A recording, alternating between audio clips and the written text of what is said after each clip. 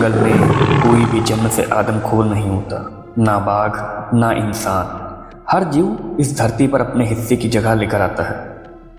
लेकिन जब सीमाएं टूटती है, जब जंगल सिमटते हैं, जब भूख और भय एक दूसरे से टकराते हैं, तब कहानी बदल जाती है। कहा जाता है आदमखोर बाघ क्रूर होता है, पर क्या सचमुच? या वह सिर्फ परिस्थितियों का दर्पण होता है? एक घायल पंजा, एक टूटा हुआ दांत, या इंसानी अतिक्रमण से उजड़ा हुआ उसका इलाका।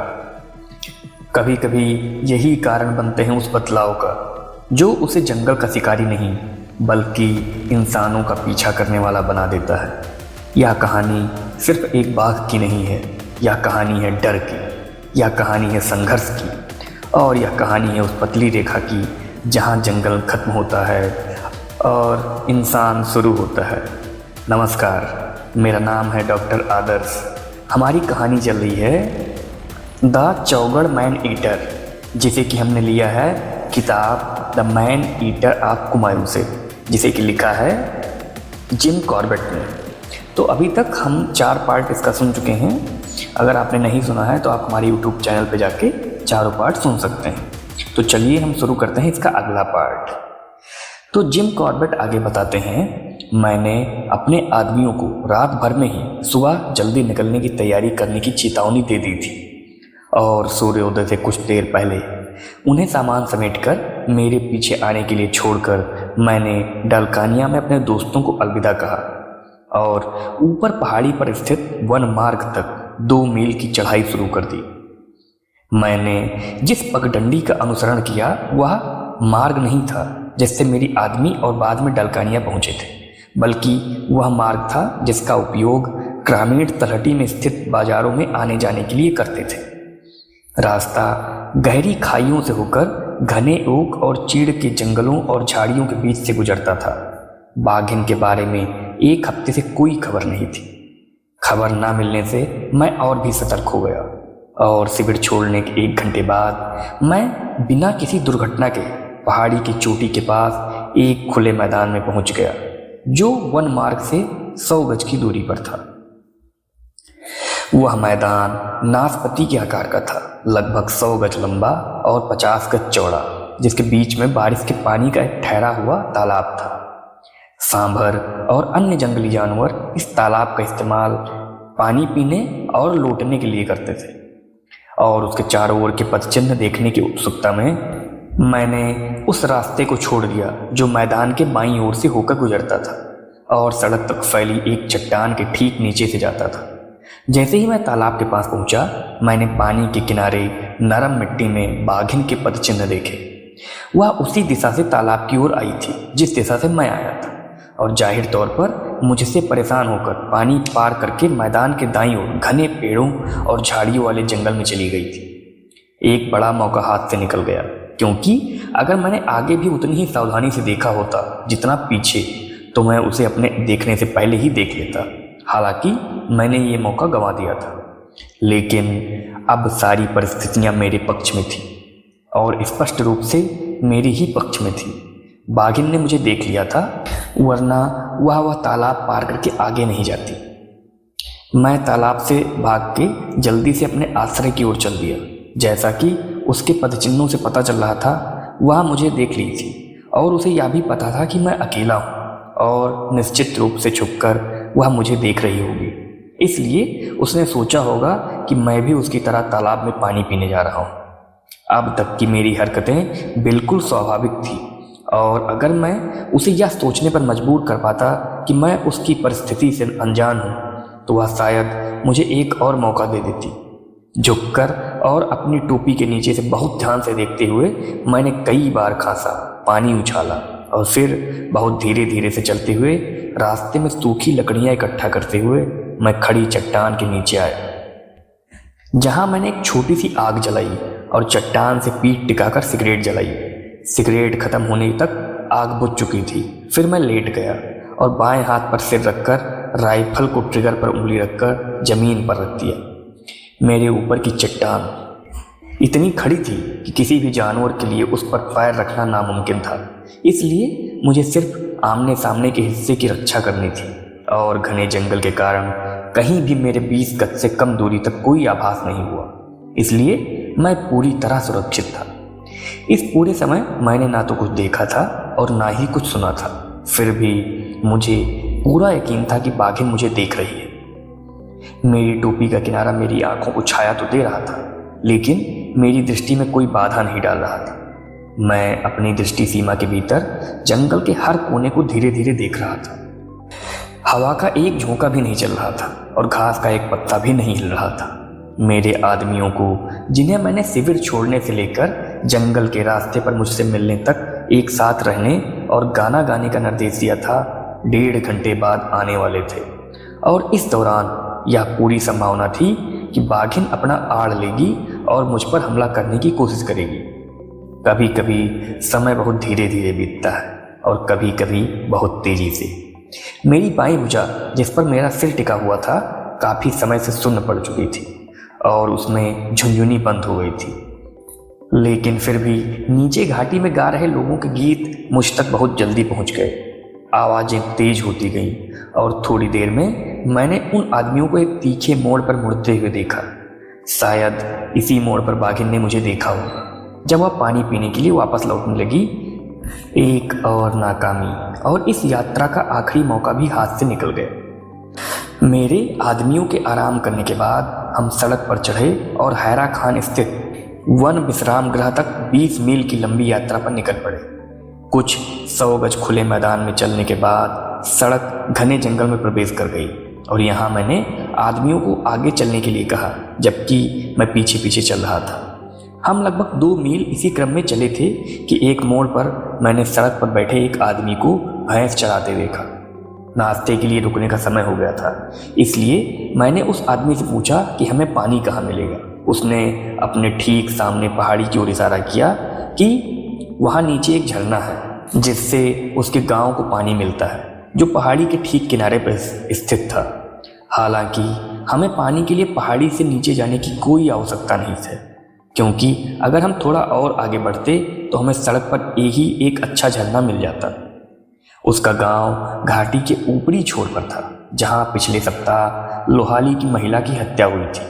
उसने मुझे बताया कि तब से आदमखोर जानवर के बारे में कोई खबर नहीं मिली है, और यह भी कहा कि वह जानवर शायद अब जिले के दूसरे छोर पर होगा।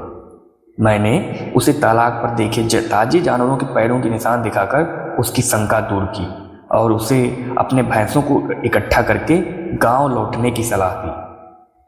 उसके लगभग 10 भैंस सड़क की ओर आ रहे थे और उसने कहा कि जैसे ही वे चरकर उसके पास पहुंचेंगे वह चला जाएगा। उसे एक सिगरेट देते हुए मैंने उसे अंतिम चेतावनी दी। मेरे जाने के बाद क्या हुआ यह मुझे गांव के लोगों ने बताया, जब मैं कुछ महीनों बाद दोबारा उस जिले में गया। जब वह आदमी आखिरकार उस दिन घर पहुंचा तो उसने बताया कि हमारी सभा में उपस्थित ग्रामीणों और मेरी चेतावनी को ध्यान में रखते हुए उसने बताया कि 100 गज दूर सड़क के मोड़ पर वह मुझे मुड़ते हुए देखने के बाद उसने मेरे द्वारा दी गई सिगरेट जलाने की कोशिश की। हवा चल रही थी और माचिस की लौ को बचाने के लिए वह आगे की ओर झुका और इसी स्थिति में उसे पीछे से दाहिने कंधे से पकड़कर पीछे की ओर खींच लिया गया। उसका पहला विचार उन लोगों के बारे में था जो उसे छोड़कर चले गए थे, लेकिन दुर्भाग्य से उसकी मदद की गुहार उन तक नहीं पहुंची। हालांकि मदद पास ही थी, क्योंकि जैसे ही भैंसों ने उसकी चीख बाघिन की दहाड़ के साथ सुनी, वो सड़क पर दौड़ पड़ी और बाघिन को भगा दिया। उसका कंधा और बांह टूट गई थी। वह बड़ी मुश्किल से वह अपने एक बहादुर रक्षक की पीठ पर चढ़ने में कामयाब रहा और बाकी झुंड के साथ अपने घर पहुंचा। ग्रामीणों ने उसके घावों पर यथासंभव पट्टी बांधी और उसे 30 मील दूर बिना रुके हल्द्वानी अस्पताल ले गए, जहां भर्ती होने के कुछ ही समय बाद उसकी मृत्यु हो गई। जिम कॉर्बेट आगे बताते हैं कि जब एट्रोपोस, जो जीवन के धागों को काटती है, एक धागा छोड़ देती है तो वह दूसरा काट देती है, और हम जो यह नहीं जानते कि एक धागा क्यों छूट गया और दूसरा क्यों कट गया, इसे भाग्य, किस्मत या जो चाहे कह दे। 1 महीने तक मैं खुले तंबू निकटतम इस इंसान से 100 गज की दूरी पर रहा और सुबह से शाम तक जंगलों में भटकता रहा।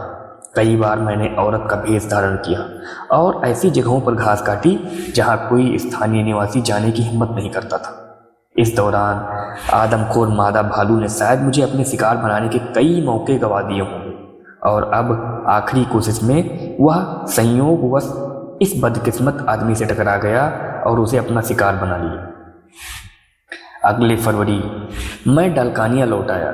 मेरे जाने के बाद से जिले के एक बड़े हिस्से में कई लोग मारे गए थे और बहुत से घायल हुए थे पिछली गर्मियों में, और चूंकि बाघिन के ठिकाने का पता नहीं था और एक जगह पर मिलने की संभावना दूसरी जगह जितनी ही अच्छी थी, इसलिए मैंने वापस लौटने और उस जमीन पर डेरा डालने का फैसला लिया जिससे अब मैं परिचित था।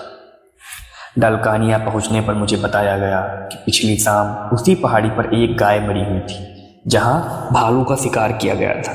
उस समय मवेशी चरा रहे लोगों का कहना था कि उन्होंने गाय को मारते हुए जिस जानवर को देखा था वह बाघ था। मृत जानवर एक सुनसान खेत के किनारे कुछ झाड़ियों के पास पड़ा था। जहां मेरा तंबू लगाया जा रहा था वहां से साफ दिखाई दे रहा था। गिद्ध मृत जानवर के ऊपर मंडरा रहे थे और मैंने अपने दूरबीन से देखा कि उनमें से कई पक्षी मृत जानवर के बाईं ओर एक पेड़ पर बैठे थे। मृत जानवर खुले में पड़ा था और गिद्ध उस पर नहीं उतरे थे। इससे मैंने यह निष्कर्ष निकाला कि गाय को तेंदुए ने मारा था और तेंदुआ मृत जानवर के पास ही लेटा हुआ था। जिस खेत में गाय लेटी थी उसके नीचे की जमीन बहुत ढलान वाली और घनी झाड़ियों से भरी हुई थी। आदमखोर अभी भी फरार था, इसलिए उस जमीन से होकर जाना उचित नहीं था। दाईं ओर घास का ढलान था, लेकिन यहाँ का खुला इलाका इतना खतरनाक था कि बिना देखे शिकार के पास पहुँचना नामुमकिन था। पहाड़ी की चोटी के पास शुरू होकर एक गहरी घनी लकड़ी वाली सीधी खाई नंदोर नदी तक जाती थी जो शिकार से कुछ ही दूरी पर गुजरती थी। जिस पेड़ पर गिद्ध बैठे थे वह इसी खाई के किनारे पर उड़ रहा था। मैंने इसी खाई को अपना आगे बढ़ने का रास्ता चुना। गांव वालों की मदद से जो इलाके की हर एक इंच जानते थे, मैं शिकार की योजना बना रहा था और मेरे साथियों ने मेरे लिए चाय तैयार कर ली थी। दिन ढल रहा था, लेकिन अगर मैं तेजी से आगे बढ़ता तो मुझे रात होने से पहले शिकार देखने और शिविर में लौटने का समय मिल जाता। रवाना होने से पहले मैंने अपने आदमियों को सतर्क रहने का निर्देश दिया। यदि गोली चलने की आवाज़ सुनकर वे मुझे शिकार के पास खुले मैदान में देखते तो उनमें से 3 या 4 तुरंत शिविर छोड़कर खुले मैदान में मेरे पास आ जाते। दूसरी ओर यदि मैं गोली नहीं चलाता और सुबह तक वापस नहीं लौटता तो एक खोज दल का गठन किया जाता। घाटी रस भरी की झाड़ियों से भरी हुई थी और बड़े बड़े पत्थरों से बिखरी हुई थी और हवा ढलान की ओर बह रही थी, इसलिए मेरी गति धीमी थी। एक कठिन चढ़ाई के बाद मैं आखिरकार उस पेड़ तक पहुंचा जिस पर गिद्ध बैठे थे, लेकिन वहां से शिकार दिखाई नहीं दे रहा था।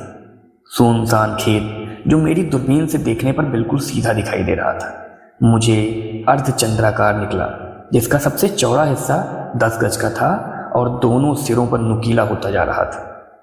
बाहरी किनारा घनी झाड़ियों से घिरा हुआ था और पहाड़ी भीतरी किनारे से तेजी से नीचे की ओर ढलान पर थी। जहां पर मैं खड़ा था वहां से खेत का केवल 2/3 हिस्सा ही दिखाई दे रहा था और शेष 1/3 हिस्से को देखने के लिए जिस पर शिकार पड़ा था या तो मुझे एक लंबा चक्कर लगाकर दूसरी ओर से जाना पड़ता या उस पेड़ पर चढ़ना पड़ता जिस पर गिद्ध बैठे थे। मैंने दूसरा रास्ता चुना। जहां तक मैं समझ पाया गाय पेड़ से लगभग 20 गज की दूरी पर थी और यह पूरी तरह संभव था कि उसे मारने वाला जानवर मुझसे उससे भी कम दूरी पर हो। हत्यारे को परेशान किए बिना पेड़ पर चढ़ना एक असंभव काम था और अगर गिद्ध ना होते तो मैं कोशिश भी नहीं करता। अब तक पेड़ पर लगभग 20 गिद्ध थे और एक नए आने से उनकी संख्या बढ़ती जा रही थी और ऊपरी शाखाओं पर जगह सीमित होने के कारण पंख फड़फड़ाने और आपस में झगड़ने की आवाज़ें आ रही थी। पेड़ पहाड़ी से बाहर की ओर झुका हुआ था और जमीन से लगभग 10 फीट ऊपर एक बड़ी शाखा खड़ी पहाड़ी पर निकली हुई थी। राइफल की बोझ तले दबे होने के कारण मुझे इस शाखा तक पहुंचने में बहुत कठिनाई हो रही थी। गिद्धों के बीच एक नया झगड़ा शुरू होने का इंतजार करने के बाद मैं शाखा पर चढ़ गया। यह एक मुश्किल संतुलन बनाने वाला काम था। एक फिसलन या गलत कदम के कारण 100 फीट या उससे अधिक ऊंचाई से नीचे चट्टानों पर गिरना पड़ सकता था। वह एक चौराहे पर पहुंचा और बैठ गया। शिकार जिसका केवल कुछ किलो मांस खाया गया था अब पूरी तरह से दिखाई दे रहा था। मैं लगभग 10 मिनट से अपनी जगह पर बैठा था और मुझे अपना ठिकाना कुछ खास आरामदायक नहीं लग रहा था। तभी 2 गिद्ध जो पेड़ के चारों ओर चक्कर लगा रहे थे और अपने स्वागत को लेकर अनिश्चित थे, गाय से थोड़ी दूर पर खेत में जाकर बैठ गए। वह मुश्किल से ही आराम कर पाए थे कि वो फिर से उड़ गए और उसी क्षण शिकार के मेरे तरफ की झाड़ियाँ हल्की सी हिली और खुले में एक शानदार नर तेंदुआ बाहर आ गया। जिन लोगों ने कभी तेंदुए को उसके प्राकृतिक परिवेश में अनुकूल परिस्थितियों में नहीं देखा है, वह भारतीय जंगलों की सबसे सुंदर और आकर्षक जानवर की चाल की सुंदरता और रंगों की भव्यता की कल्पना भी नहीं कर सकते। उसका आकर्षण केवल बाहरी दिखावे तक ही सीमित नहीं है, क्योंकि वजन के हिसाब से उसकी ताकत बेजोड़ है और साहस में भी वह किसी से कम नहीं। भारत के कुछ हिस्सों में जिस तरह से तेंदुए को हानिकारक जीव कहना गलत है, वह ऐसा अपराध है जिसे केवल वही लोग कर सकते हैं जिनका तेंदुए के बारे में ज्ञान सीमित है। कैद में रखे गए वे तेंदुए दयनीय, कुपोषित और खुजली से ग्रसित थे, लेकिन मेरे सामने खड़ा यह तेंदुआ जितना सुंदर था, उसका जीवन समाप्त हो चुका था, क्योंकि वह मवेशियों को मारने लगा था। और मैंने अपनी पिछली यात्रा में डालकानिया और अन्य गांवों के लोगों से वादा किया था कि यदि अवसर मिला तो मैं उन्हें उनके इस छोटे दुश्मन से छुटकारा दिलाऊंगा। अब वह अवसर आ गया था और मुझे नहीं लगता था कि तेंदुए ने उस गोली की आवाज़ सुनी हो जिसने उसे मार डाला। जीवन में कई ऐसी चीज़ें होती हैं जिन्हें समझना मुश्किल होता है, लेकिन उनमें से सबसे कठिन है दुर्भाग्य का किसी व्यक्ति या परिवार का पीछा करना। उदाहरण के तौर पर उस गाय के मालिक का मामला लीजिए जिस पर मैंने तेंदुए को गोली मारी थी। वह 8 साल का एक लड़का था और इकलौता बच्चा था। 2 साल पहले उसकी माँ गाय के लिए घास काटते समय आदमखोर तेंदुए द्वारा मारी गई थी और खा ली गई थी। कुछ महीनों बाद उसके पिता का भी यही हाल हुआ था। पिता द्वारा छोड़े गए छोटे मोटे कर्ज को चुकाने के लिए परिवार के पास जो था, थोड़े बर्तन, वो सब बेच दिए गए और बेटे ने गाय के मालिक के रूप में अपना जीवन शुरू किया। और इसी गाय को तेंदुए ने गांव के 200-300 मवेशियों के झुंड में से चुनकर मार डाला। मैंने जिन भैंसों को अपने साथियों की देखरेख में छोड़ा था, उन्होंने उनकी अच्छी देखभाल की थी और मेरे आने के अगले दिन ही मैंने उन्हें बांधना शुरू कर दिया। हालांकि मुझे इस बात की बहुत कम उम्मीद थी कि बाघिन उन्हें चारे के रूप में स्वीकार करेगी। नंदौर घाटी से 5 मील नीचे एक विशाल चट्टानी टीले की तलहटी में एक छोटा सा गांव बसा हुआ था, जिसका ऊंचाई लगभग 1000 फीट या उससे भी अधिक थी। पिछले कुछ महीनों में आदमखोर तेंदुए ने इस गांव के बाहरी इलाके में 4 लोगों की जान ले ली थी। मेरे द्वारा तेंदुए की गोली मारने के कुछ ही समय बाद उस गांव से एक प्रतिनिधि मंडल आया और मुझसे अनुरोध किया कि मैं अपना शिविर डालकानिया से हटाकर उनके गांव के पास ही मेरे लिए चुने गए स्थान पर लगा दूं। मुझे बताया गया कि बाघ को गांव के ऊपर चट्टान पर अक्सर देखा जाता है और ऐसा लगता है कि चट्टान की कई गुफाओं में से एक में उसका घर है। मुझे यह भी बताया गया कि उसी सुबह घास काट रही कुछ महिलाओं ने बाघ को देखा है और गांव वाले दहशत में थे। इतने डरे हुए थे कि वे अपने घरों से बाहर नहीं निकल पा रहे थे। प्रतिनिधि मंडल को यह आश्वासन देते हुए कि मैं उनकी हर संभव मदद करूंगा, मैं अगली सुबह बहुत जल्दी निकल पड़ा। गांव के सामने वाली पहाड़ी पर चढ़ गया और 1 घंटे से अधिक समय तक अपनी दूरबीन से चट्टान का अवलोकन किया। फिर मैंने घाटी पार की और एक गहरी खाई के रास्ते के ऊपर चट्टान पर चढ़ गया। यहाँ का सफ़र बेहद मुश्किल था और मुझे बिल्कुल भी पसंद नहीं आया, क्योंकि गिरने के खतरे के अलावा जिससे गर्दन टूट सकती थी, उस जमीन पर हमले का खतरा भी था जहां खुद का बचाव करना असंभव होता। दोपहर 2 बजे तक मैं चट्टानी पहाड़ी का उतना हिस्सा देख चुका था कि जितना मैं फिर कभी नहीं देखना चाहता, और अपने शिविर और नाश्ते की ओर घाटी में ऊपर की ओर बढ़ रहा था। तभी डालकानिया की कठिन चढ़ाई शुरू करने से पहले पीछे मुड़कर देखा तो 2 आदमी मेरी ओर दौड़ते हुए आ रहे थे, उसी दिशा से जहां से मैं अभी आया था। मेरे पास आकर उन्होंने बताया कि एक बाघ ने उस गहरी खाई में एक बैल को मार डाला है जहां मैं दिन में पहले गया था। मैंने एक आदमी को अपने शिविर में जाकर अपने नौकर को चाय और कुछ खाना भेजने का निर्देश देने को कहा और मैं मुड़कर दूसरे आदमी के साथ घाटी में वापस नीचे की ओर चल पड़ा। जिस खाई में बैल मारा गया था वह लगभग 200 फीट गहरी और 100 फीट चौड़ी थी। जैसा ही हम उसके पास पहुंचे मैंने कई गिद्धों को उड़ते हुए देखा, और जब हम शिकार स्थल पर पहुंचे तो पाया कि गिद्धों ने उन्हें पूरी तरह से साफ कर दिया था। केवल खाल और हड्डियां ही बची थी। जिस जगह बैल के अवशेष पड़े थे वह गांव से मात्र 100 गज की दूरी पर थी, लेकिन खड़ी ढलान और चढ़ने का कोई रास्ता नहीं था। इसलिए मेरे मार्गदर्शक ने मुझे खाई में 1/4 मील नीचे ले जाकर वहां पहुंचाया जहां से मवेशियों का रास्ता गुजरता था। ऊंची जगह पर पहुंचने के बाद यह रास्ता घने झाड़ियों वाले जंगल से होकर टेढ़ा मेढ़ा गुजरता हुआ अंततः गांव तक पहुंच गया। गांव पहुंचकर मैंने मुखिया को बताया कि गिद्धों ने शिकार को बर्बाद कर दिया है और उनसे एक जवान भैंसा और एक छोटी मोटी रस्सी देने का अनुरोध किया। जब तक ये चीज़ें लाई जा रही थी मेरे 2 आदमी डालकानिया से मेरे द्वारा मंगवाया गया भोजन लेकर आ गए। जब मैं खाई में दोबारा दाखिल हुआ तब सूरज डूबने ही वाला था। मेरे पीछे कई आदमी एक तगड़े जवान नर भैंस को लेकर आ रहे थे, जिसे मुखिया ने मेरे लिए पास के गांव से खरीदा था। जहां भैंस को मारा गया था उससे 50 गज की दूरी पर ऊपर की पहाड़ी से बहकर आए एक चीड़ के पेड़ का एक सिरा खाई की तलहटी में गहराई तक धंसा हुआ था।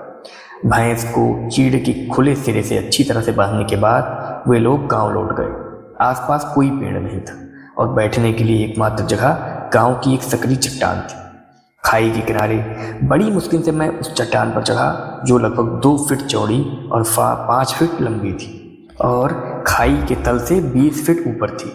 चट्टान के थोड़ा नीचे से चट्टान अंदर की ओर और ढलानदार थी, जिससे एक गहरी खाई बन गई थी जो चट्टान से दिखाई नहीं दे रही थी। चट्टान असुविधाजनक कोण पर नीचे की ओर झुकी हुई थी और जब मैं उस पर बैठ गया तो मेरी पीठ उस दिशा की ओर थी जहां से मुझे बाघ के आने की आशंका थी, जबकि बंधा हुआ भैंसा मेरे बाईं ओर सामने था और मुझसे लगभग 30 गज की दूरी पर था।